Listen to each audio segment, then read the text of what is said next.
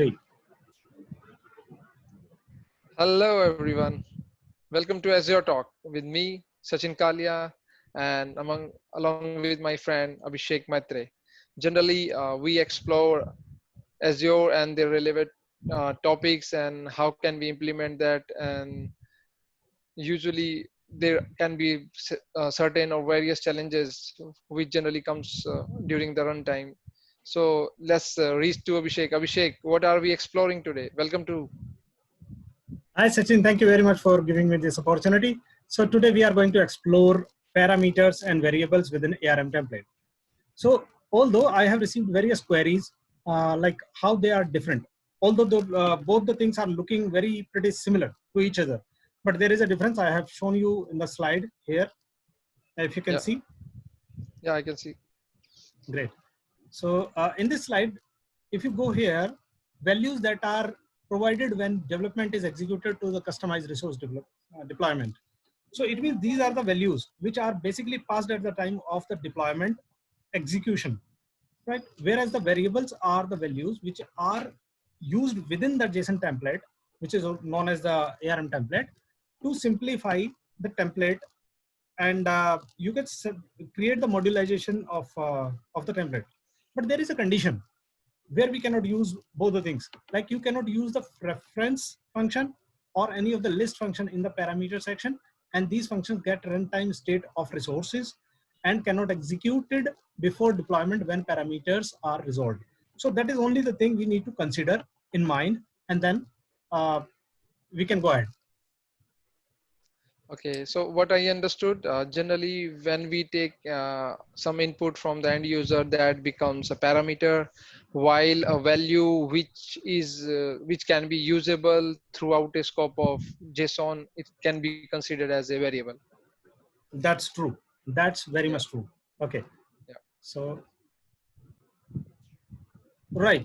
So this is the template I have just now created for you, so that you will get the idea of how the parameters and the variables look like and how does they behave. So at the top, as usual, the schema property is there. I believe you know about it. One thing is that here we are declaring the parameters. If you can see here, yeah. So we are talking today about the parameter and the variable, Yeah. along with one another thing which is depends on. These three Yes. things will cover in this template, and what this template will do, I'll explain it now. Okay, so the parameters I'm declaring SKU means what kind of resource it is, what kind of resource it is. Secondly, what kind of values I am going to use within the this template to provision the resource, and why I have not kept the above given values here in this resources part. Yeah. Right. First of all, let me tell you what is the mean of this template is. The template would actually provision a web application onto the Azure portal. For if you are aware about hosting the web application onto Azure, you would need actually two basic things. Number one, app service plan, which is the primary requirement of hosting any web app, and secondary, the web app itself. Right. So that Yes. is why within the resources template, resources property, I have kept two different things. Like one section is this one, which is for reserved for app service plan, and second section is reserved for application itself. And there is a reason why we have kept this thing first and this thing second. This thing is the primary requirement, that is why it is kept first, and there would be one another, you can say here, if you say, I'm sorry about it, something, it got hang. Yeah. So we'll see. um, this depends on. Yeah, I can see that. So this depends on.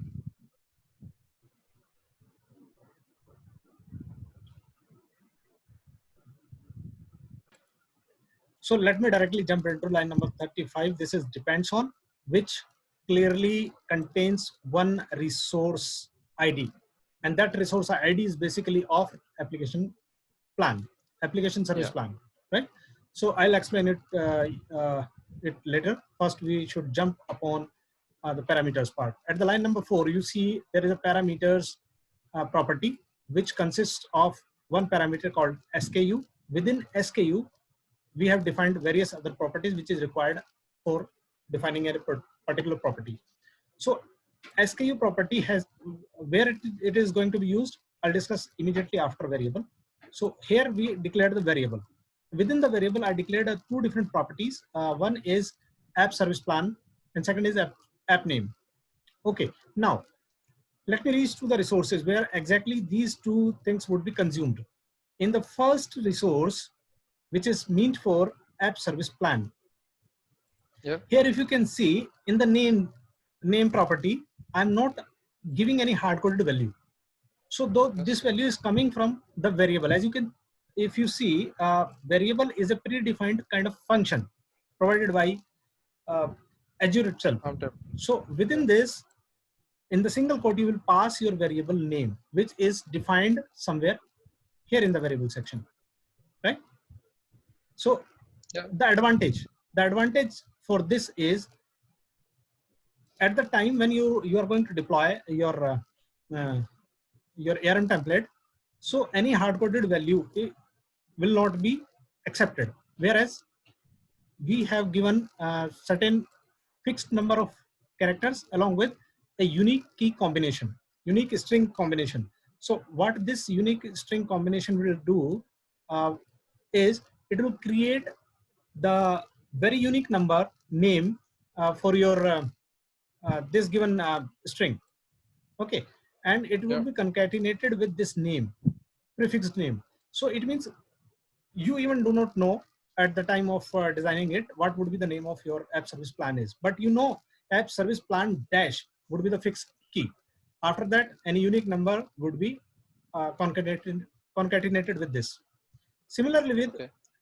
app name, web app ARM would be the fixed name, and after that it would concatenate a unique string number which would be generated at runtime, and it will give it to this variable app service plan name, and to line number, here it is, 45.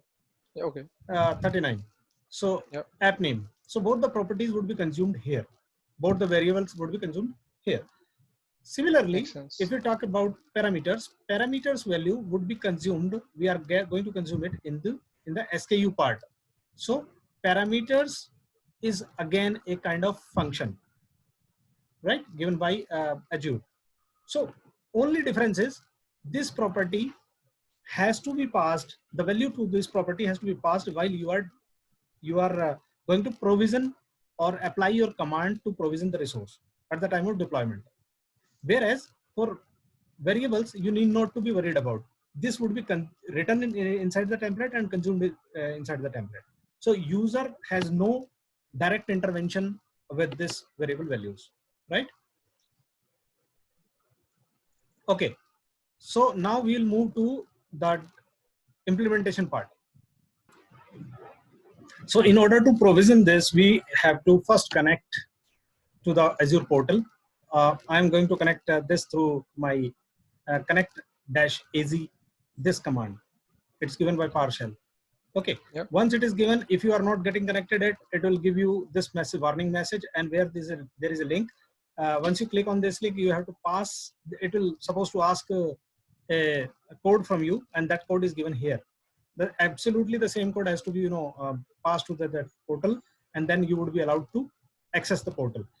I have successfully connected, so that he has given me my account name and the subscription name and other information, right? Okay. So I am into my working directory where my template is residing. Here, Yeah. this template is available under D-Drive Learning and Azure. So let me explain this command to you very quickly. This command would be responsible to provision my resource and it will deploy my resource into uh, Azure portal. So we need to understand the name property or maybe name switch says the name, it will be give a name to the deployment. Resource group, because I do have demo ARG already available in my portal, I have already provisioned this, so uh, that is given here.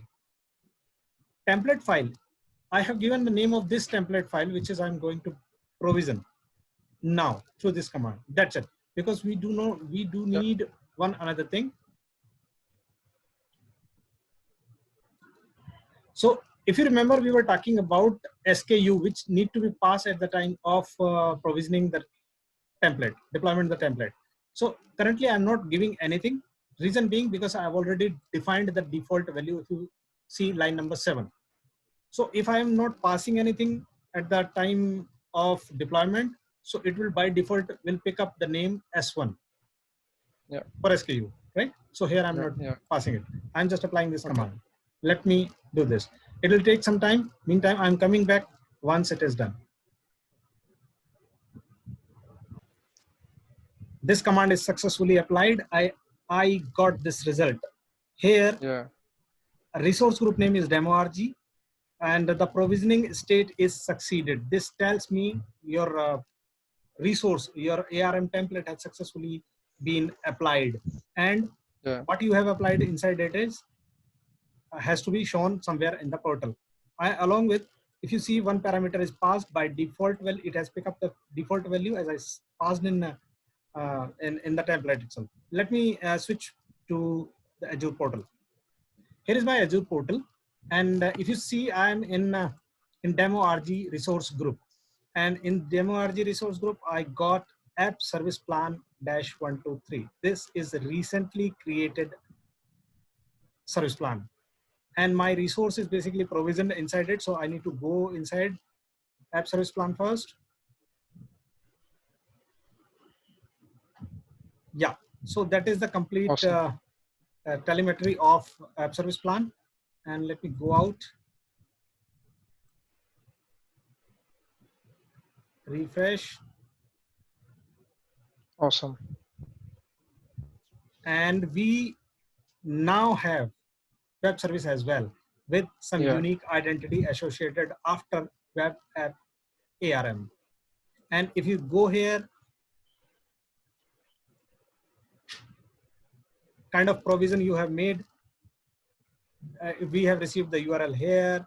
And what is the app service plan? If you see, web service plan is absolutely the same, which we have passed through the template, and that's it. So that is the, I think it is the smallest, you know, Yeah. Yeah. the demonstration. So Yeah. yeah, Understood.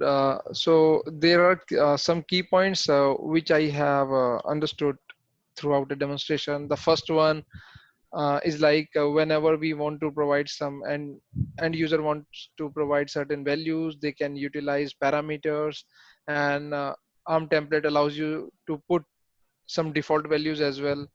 If you go down, then you can create variables that can be manipulated as per your need, and the scope of those variables will be the entire template. You can utilize those variables within your ARM template.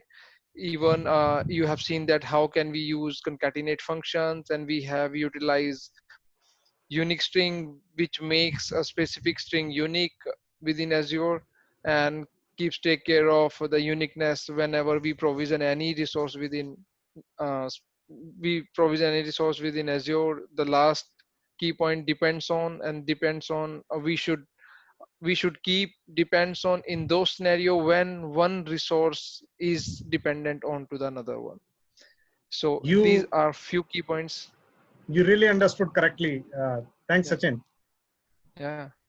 So that is Awesome. that's it from my side. And if you have any Yeah. questions, No, guys, we have already deployed, we have already provisioned certain videos related to ARM template on our channel. You can reach there and get an understanding of those. How can we initiate ARM template? So in this video demonstration, Abhishek has already shared you how can we utilize variables and parameters and some other inbuilt function. So maybe will be helpful to you. You can reach me on Twitter. .NET Piper is my handle, And you can reach me on my blog as well, www.netpiper.com. And what about you, Abhishek? I'm available here. Yeah, So my awesome. Twitter handle is @abhimatre, and my email ID is sonofspm@outlook.com. Yeah, Awesome. thank you. Yeah, thank you. See you soon, Abhishek. Take care of yourself. See you in Take next care. video. Yeah, sure. Bye bye.